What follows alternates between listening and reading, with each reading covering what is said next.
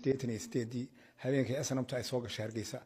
ayaa waxay soo gashay Agabar xaradanadii qaxootiga markay soo gashay dagaal baa dhacay wiil baa lagaga dilay ciidankii SNMtii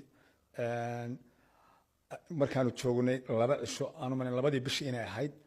yaa xaraq qaxootiga oo la yiraahdo laas dhuure oo xaggii cadad ka soo baxnaga ahayd iyo soo galeen xaradii baa soo qaxday xaradii oo socotaa noo timid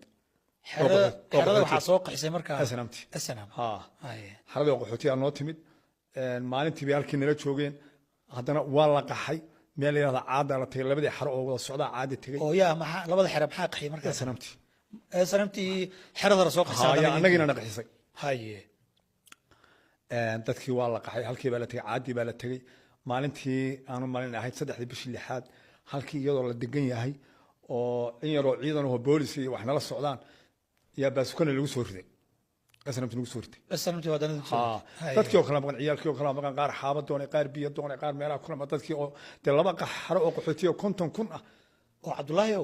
marka iyada SNMtu idinku qaxooti baad haydeen Soomaaliya marka maxay idin eryanayaan SNMtu waxay lahayn xukuumadda siyaad baray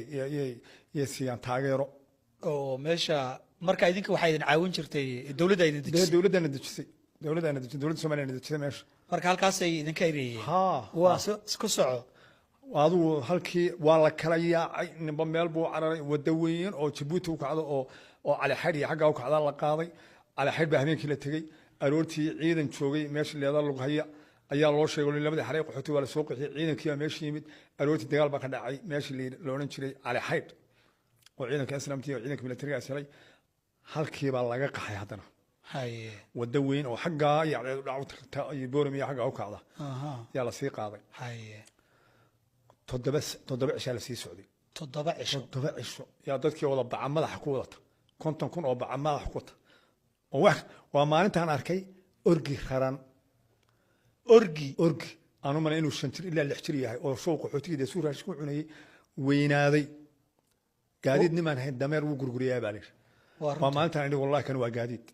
orgiga waa la raray istayaal baa ku raran alaaba ku raran waxba ku raran waa orgi weyn oo aad u cayilay qoys dhan baa rartay oo socdo xariga loo jiidaya adu waxaan waxaan ka baxnay buurtii Araweelo wada biiqa ay ku baadhay oo dhuusa qadmuun leeyahay jiir dheer oo 2 saacadood kor loo sii socdo halkii baanu ka gudubnay meel waxaan tagnay leeyahay Dhamug oo Boorama agteeda halkii baa qaxootiga la dejiyay UNT baa noo timid raashin baa la siiyay dadkii halkii baa la dejiyay muddo markaa kolka waxa idin soo gurmatay mahayad baa idin soo gurmatay dawladda raashinka siinaysa iyo dawladda iyo waxa dhan baa soo gurmaday halkii baa la dejiyay dadkii wax yar baan joogay 4 bilood meelaasaan joogay waxaan malayn bishii koobaad 1989 yaa gaari u soo kacay Jigjiga yaan aniga gabadhii iyo tiir iska soo raacnay oo bal meelaha iyo wadankiina iska kac kole meesha waxaan meenana la sii joogeen